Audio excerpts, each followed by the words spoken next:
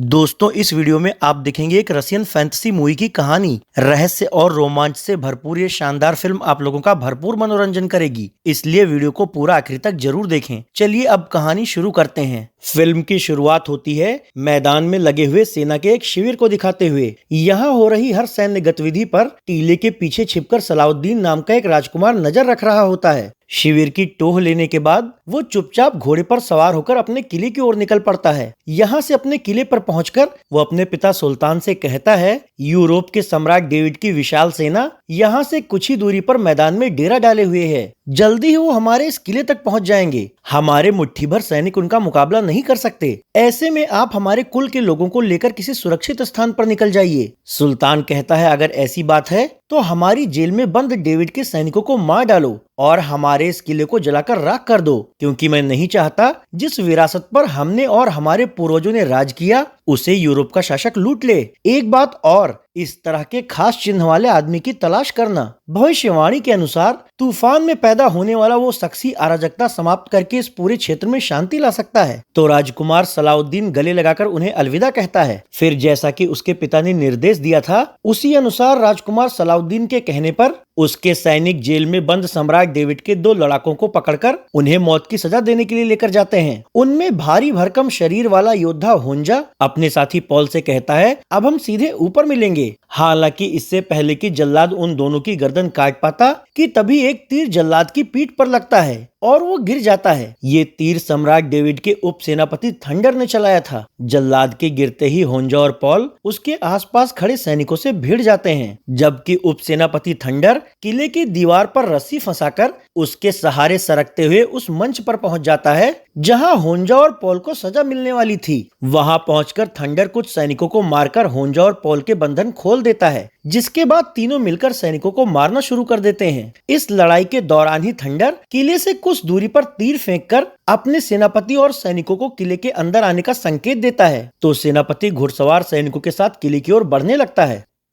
इधर किले पर कब्जा करने के लिए थंडर होंजा और पॉल के साथ मिलकर सुल्तान के सैनिकों से लड़ना और उन्हें मारना जारी रखता है। वहीं सुल्तान का बेटा राजकुमार सलाउद्दीन मजबूरी में एक दीवार के पीछे छिपकर अपने किले पर कब्जा होते हुए देख रहा होता है। अब तक थंडर के बाकी सैनिक भी किले के गेट को ढकेलकर अंदर आ जाते हैं। तो अब एक तरफ तो होंजा और उनके साथी सैनिक किले की सुरक्षा में लगे सैनिकों से लड़ रहे होते हैं, जबकि दूसरी तरफ थंडर किले के अंदर बनी अलग अलग जेलों से कैदियों को आजाद करने लगता है। इसी दौरान जब वो एक जेल के अंदर जाता है तो उसे वहाँ जर्जर शरीर वाला एक बूढ़ा दिखता है। बूढ़ा उससे पूछता है, तुम कौन हो? थंडर कहता है, मैं सम्राट डेविड का उप सेनापति हूँ। हम इस किले पर कब्जा करके सभी बंदियों को आजाद कर रहे हैं। बूढ़ा कहता है, मुझे यहाँ से बाहर मत निकालो। तो थंडर हैरान होकर उनसे इसका कारण पूछता है। तो बूढ़ा थंडर के गर्दन पर बने हुए खास तरह के निशान को देखकर उससे कहता है, क्या ये निशान तुम्हारी गर्दन पर बचपन से ही है? थंडर कहता है, हाँ, लोगों का कहना है कि मेरे जन्म के वक्त भयंकर तूफान आया था। उसकी बातें सुनकर बूढ़ा उससे कहता है, ज्यादा वक्त नहीं है, सामने दरवाजे के पास जहाँ सूर्य की किरण आ रही है वहाँ तुम्हें कुछ मिलेगा। तो थंडर उस जगह पर जाकर वहाँ से कपड़े में लपेटा हुआ एक पुराना प्याला निकालता है और उसे बूढ़े को दिखाकर पूछता है, आखिर इसमें क्या खास है? बूढ़ा कहता है, ये कोई साधारण प्याला नहीं है, समय आने पे तुम्हें इसकी ताकत का अंदाजा हो जाएगा। इसे अपने साथ ले जाओ और प्याले के संरक्षक मॉर्गन को दे दो। थंडर कहता है, मैं किसी प्याले के संरक्षक या मॉर्गन को नहीं जानता। बूढ़ा कहता है, तुम स्पेन से हो, इसलिए प्याले को स्पेन ले जाओ, मॉर्गन तुम्हें वहाँ खुद ढूंढ लेगा। ये सुनकर थंडर चौंकते हुए उनसे कहता है, मैं स्पेन का जरूर हूँ, पर अब मैं सम्राट डेविड के साथ कई राज्यों को जीतने की यात्रा पर निकला हूँ, इसलिए मेरा स्पेन जाना अभी संभव नहीं है। बूढ़ा कहता है, फिर भी इसे अपने साथ ले जाओ और याद रहे किसी पर भी भरोसा मत करना। इसके बाद थंडर वहां से निकलकर दूसरे कैदियों को छुड़ाने जाने लगता है। इस दौरान सुल्तान के कुछ सैनिक उस पर हमला कर देते हैं, तो थंडर उनसे लड़ने में उलझ जाता है। अगले सीन में डेविड के सेनापति को दिखाया जाता है, जो उस कारागार में जाता है जहां कुछ लोग बूढ़े को बाहर निकालने के लिए उठा रहे होते हैं। सेनापति उन लोगों को बाहर भेजकर बूढ़े से कहता है, शायद तुम्हारा ही नाम फूजो है, बताओ पवित्र प्याला कहाँ है? इससे घबराकर बूढ़ा उसे पूछता है, आखिर तुम हो कौन? मुझे किसी पवित्र प्याले के बारे में नहीं पता। तो सेनापति कहता है, मुझे बेवकूफ मत बनाओ बूढ़े, हम काफी वक्त से उस शक्तिशाली प्याले की तलाश में हैं और हमें मिली जानकारी के अनुसार पिछले कई सालों से वो प्याला तुम्हारे पास ही होना चाहिए। उसकी बातें सुनकर बूढ़ा उससे कहता है, तुम जरूर उस दुष्ट जोनाथन के लिए काम करते होगे। उसे अपने खतरनाक मकसद को पूरा करने के लिए उस पवित्र प्याले की जरूरत है, लेकिन उसकी योजना कभी कामयाब नहीं होगी, क्योंकि प्याला जल्दी ही स्पेन में अपने संरक्षकों के पास पहुंच जाएगा। अब प्याला ना पाने से नाराज सेनापति चाकू घुसाकर उस बूढ़े को मार डालता है। दूसरी ओर इसी किले के अंदर बाकी कैदियों की तलाश कर रहे थंडर का सामना एक अजगर से होता है, जिससे बचकर वो किसी तरह किले की गलियारे तक जाता है, जहां सुल्तान का बेटा राजकुमार सलाउद्दीन तलवार लेकर उस पर हमला करना शुरू कर देता है। तो थंडर भी अपनी तलवार से उसका मुकाबला करने लगता है। दोनों के बीच हो रही इस लड़ाई में थंडर पर भारी पड़ रहा राजकुमार सलाउद्दीन उसकी गर्दन पर कटार लगा देता है। हालांकि जब उसे थंडर की गर्दन पर बना खास निशान नजर आता है तो वो उसे जिंदा छोड़कर वहां से चला जाता है। थंडर को इस बात का पता नहीं लग पाता कि आखिर उसने उसे जिंदा क्यों छोड़ दिया। इसके बाद रात होने पर सम्राट डेविड किले पर जीत का जश्न मनाते हुए अपने अधिकारियों से कहता है, हमारा अगला निशाना जुआन शहर होगा, जल्दी ही वो भी हमारे कब्जे में आ जाएगा। इसी दौरान थंडर उनके पास आता है तो डेविड उसे अपने पास बुलाकर उससे कहता है, सुल्तान का ये किला जीतने में तुम्हारा बहुत बड़ा योगदान है, लेकिन तुम्हें स्पेन वापस जाना होगा। वहाँ से हमारे सामंतों ने ये महत्वपूर्ण संदेश भेजा है। थंडर उस संदेश को पढ़ता है। डेविड उससे कहता है, इस संदेश के अनुसार स्पेन के तराई क्षेत्रों में कुछ रहस्यमयी घटनाएं घट रही हैं, जिससे कि गांव से लेकर नगर तक सभी कुछ तबाह होता जा रहा है और वहाँ के लोग बहुत दहशत में हैं। इसीलिए तुम्हें वहाँ जाकर उनकी समस्याओं का समाधान करना होगा। थंडर कहता है, तो क्या आप मेरे बिना ही जुआन शहर पर आक्रमण करने जाएंगे? डेविड कहता है, मुझे मजबूरी में करना पड़ेगा, लेकिन तुम्हारे साथ स्पेन की इस यात्रा पर हमारे कुछ खास लड़ाके और वाइकिंग राजकुमारी जेनिफर भी जाएंगी। जब से राजकुमारी जेनिफर का राज्य इनसे छीन लिया गया था, तब से ये हमारी ही हिफाजत में है। मैंने सुना है कि किले पर कब्जे की लड़ाई में इसने तुम्हारी मदद की है। थंडर कहता है, हाँ। फिर जब थंडर डेविड के तंबू से बाहर निकलता है तो होजो और पॉल उससे कहते हैं, जिस बूढ़े को तुमने कारागार से बाहर निकालने के लिए कहा था, उसकी किसी ने हत्या कर दी है। ये सुनकर थंडर चौंकते हुए उनसे कहता है, मैं समझ गया, इस बूढ़े के पास कुछ ऐसा था जो कि उस हत्यारे को चाहिए था। पॉल कहता है, कहीं वो ये प्याला तो नहीं जो आपने मुझे सुरक्षित रखने के लिए दिया था? थंडर कहता है, हाँ शायद। बूढ़े ने बताया था कि इस प्याले में कोई दैवीय शक्ति है और मुझे इसे स्पेन ले जाकर इसके संरक्षकों को सौंप देना चाहिए। वैसे भी कल सुबह हम सम्राट के आदेश पर एक रहस्यमयी घटनाक्रम को सुलझाने के लिए स्पेन ही लौट रहे हैं, तो हम इस प्याले को वहां ले जाएंगे। अगली सुबह थंडर कुछ चुने हुए बहादुर सैनिकों होंजा, पॉल तथा जेनिफर के साथ घोड़े पर सवार होकर स्पेन जाने के लिए निकल पड़ता है। वहीं से कुछ दूरी पर खड़ा राजकुमार सलाउद्दीन इन लोगों पर अभी भी नजर रख रहा होता है। उधर थंडर और उसके साथी समुद्र किनारे पहुंचकर अपना अपना सामान और घोड़े जहाज पर लादकर दूसरी तरफ स्पेन की सीमा में पहुंच जाते हैं। हालांकि वहां कुछ ही दूर आगे बढ़ने पर उन्हें जमीन में गड़े हुए कई ऐसे लोग दिखते हैं जिनके की सिर्फ सिर ही ऊपर नजर आ रहे होते हैं। इससे घबराकर वो सभी घोड़े से उतर जाते हैं। जमीन में गड़े उन लोगों में से कुछ में अभी जान बाकी होती है, इसीलिए थंडर अपने साथियों से उन जिंदा लोगों को बाहर निकालने के लिए कहता है। उन्हीं गड़े हुए आदमियों में से एक आदमी थंडर और उसके साथियों से कहता है, हम लोगों की ये हालत काले शैतान दूतों ने किया है, तुम लोग यहाँ से निकल जाओ वरना वो लोग तुम्हें भी जिंदा नहीं छोड़ेंगे। ये सब देखने और सुनने के बाद थंडर जैसे ही यहाँ से आगे बढ़ता है, वैसे ही मर चुके जमीन में गड़े हुए लोगों को कोई अंदर खींच लेता है। वहीं पास के गांव के कुछ लोगों को जब ये पता चलता है कि थंडर मदद के लिए वहां आया है, तो थंडर और उसके साथियों को बाकी गांव वालों के पास ले जाकर उनसे मिलवाते हैं। वहां थंडर गांव के सरपंच से इस क्षेत्र में घट रही रहस्यमयी घटनाओं के बारे में जानकारी मांगता है, तो सरपंच उसे गाँव के किनारे पहाड़ी पर ले जाता है और कहता है,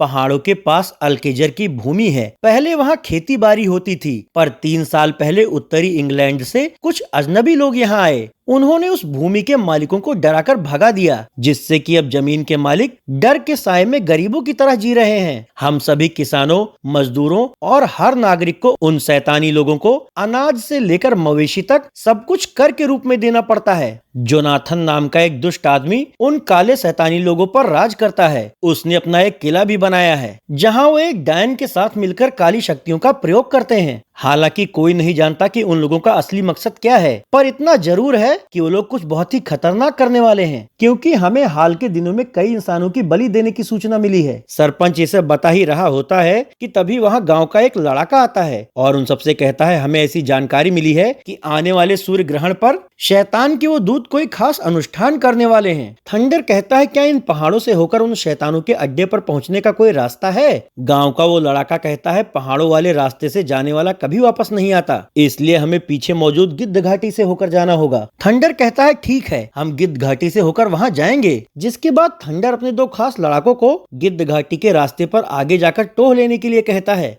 फिर उन दो लड़ाकों के वहां से निकलने के कुछ देर बाद वो खुद भी अपने कुछ साथियों के साथ गिद्ध घाटी वाले रास्ते पर निकल पड़ता है। हालांकि उस रास्ते पर कुछ ही दूर चलने के बाद वो देखता है कि उसके दोनों लड़ाके मारे जा चुके हैं। इससे हैरान होकर वो सभी इस बात की चर्चा करने लगते हैं कि आखिर इन्हें किसने मारा होगा। हालांकि इसी दौरान इन लोगों को कुछ दूरी पर काला लबादा पहने हुए कुछ घुड़सवार शैतानी दूत दिखते हैं। उन्हें देखते ही थंडर घोड़ों को वापस भेजकर उन शैतानी दूतों से लड़ने की तैयारी करने लगता है। हालांकि इन लोगों द्वारा फेंके जा रहे हथियारों का उन शैतानी दूतों पर कोई असर नहीं होता और वो दूत घोड़े से उतरकर इन सभी पर हमला करने लगते हैं। तो थंडर और उसके साथी इनसे लड़ने लगते हैं, लेकिन शैतानी दूतों की योजना कुछ और ही होती है, जिसके तहत पहाड़ी के ऊपर खड़े हुए कुछ दूत थंडर के ऊपर एक काला जादुई चादर फेंकते हैं, जिससे कि वो वहां से गायब हो जाता है और उसके साथी उसे ढूंढते रह जाते हैं।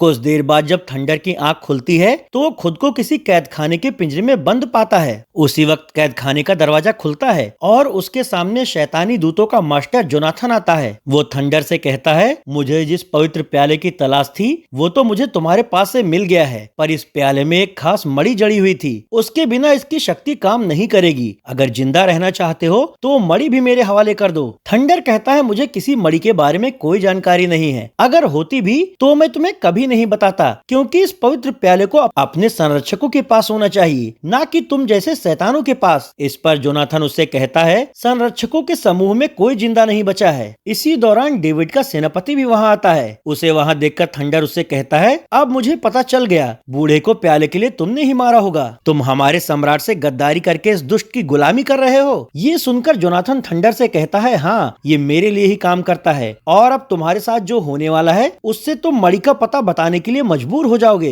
ये कहकर वो खुद तो वहां से बाहर निकल जाता है, पर उसकी डायन सेविका अपने शरीर का आकार बढ़ाकर थंडर को डराती है और अपने नाखून चुभाकर उसे टॉर्चर करने लगती है। हालांकि थंडर को सच में मणि का पता नहीं होता, इसलिए वो उसे नहीं बता पाता। ऐसे में डायन उसको बुरी तरह टॉर्चर करती और नोचती है, लेकिन टॉर्चर करने के दौरान ही जैसे ही उसकी नजर थंडर के खास निशान पर जाती है, वैसे ही वो घबराकर जल्दी से अपनी प्रयोगशाला में जाती है और वहाँ अपनी शैतानी किताब पढ़कर जोनाथन से कहती है, मालिक, थंडर कोई मामूली योद्धा नहीं है। उसके गर्दन पर बने निशान के मुताबिक वो प्याले के संरक्षकों में से एक है, पर उसे मणि के बारे में सच में कोई जानकारी नहीं है। जोनाथन कहता है, तो फिर उसे मार डालो और प्याले की शक्ति जगाने वाली मणि की तलाश करो।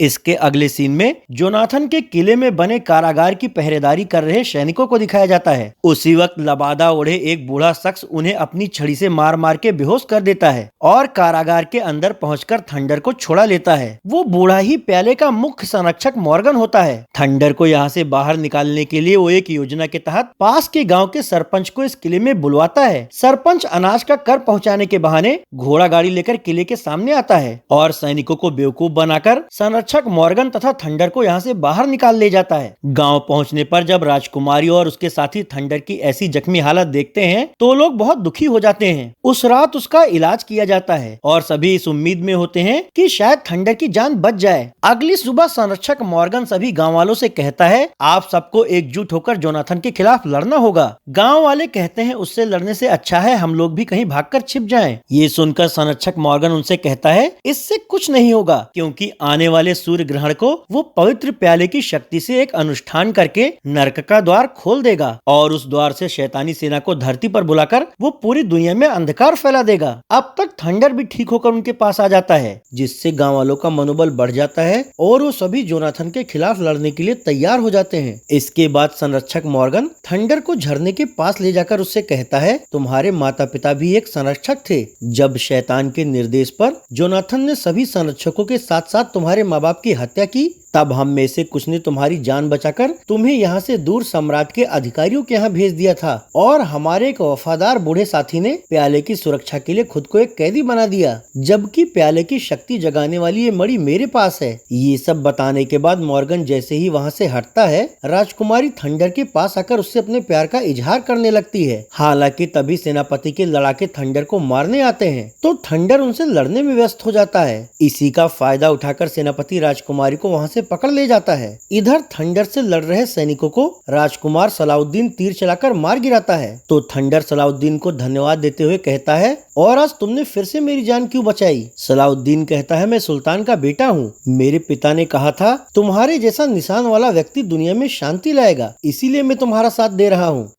यहाँ से अब ये दोनों गांव की उस गुफा में जाते हैं जहाँ संरक्षक मॉर्गन गांव वालों और थंडर के साथियों के साथ मौजूद होता है। वो उन सबसे कहता है, कल हम जोनाथन के किले पर हमला करके वहाँ से पवित्र प्याला वापस ले आएंगे। थंडर कहता है, वो सब तो ठीक है, पर राजकुमारी कहाँ गई? होंजा कहता है, हमें नहीं पता, वो तो तुम्हारे साथ थी। अगले सीन में सेनापति को दिखाया जाता है जो राजकुमारी को पकड़कर जोनाथन के पास ले जाता है और उससे कहता है, ये थंडर की प्रेमिका है, इसका इस्तेमाल करके हम मणि भी हासिल कर सकते हैं और थंडर का भी खात्मा कर सकते हैं। उसकी बात सुनकर राजकुमारी उससे कहती है, तुम्हारे मंसूबे कभी कामयाब नहीं होंगे। तो जोनाथन की सेविका डैन एक सम्मोहन घोल तैयार करवा के उसे जबरदस्ती राजकुमारी को पिला देती है। उस घोल के असर से राजकुमारी का खुद के दिमाग पर काबू नहीं रह जाता और वो डैन के वश में हो जाती है। तो अब अपनी खतरनाक योजना के तहत अगले दिन जोनाथन राजकुमारी को एक पिंजरे में बंद करवा के उसे गाँव की रास्ते की ओर भिजवाता है। उधर राजकुमारी की तलाश कर रहे होंजा और पॉल जब राजकुमारी को पिंजरे में देखते हैं तो सैनिकों पर हमला करके राजकुमारी को पिंजरे से निकाल लेते हैं, जिसके बाद राजकुमारी थंडर की ओर बढ़ने लगती है। उसे इस तरह देखकर मॉर्गन सबको सावधान करते हुए कहता है, ये अपने काबू में नहीं है। लेकिन इतनी देर में राजकुमारी मॉर्गन को खंजर मार के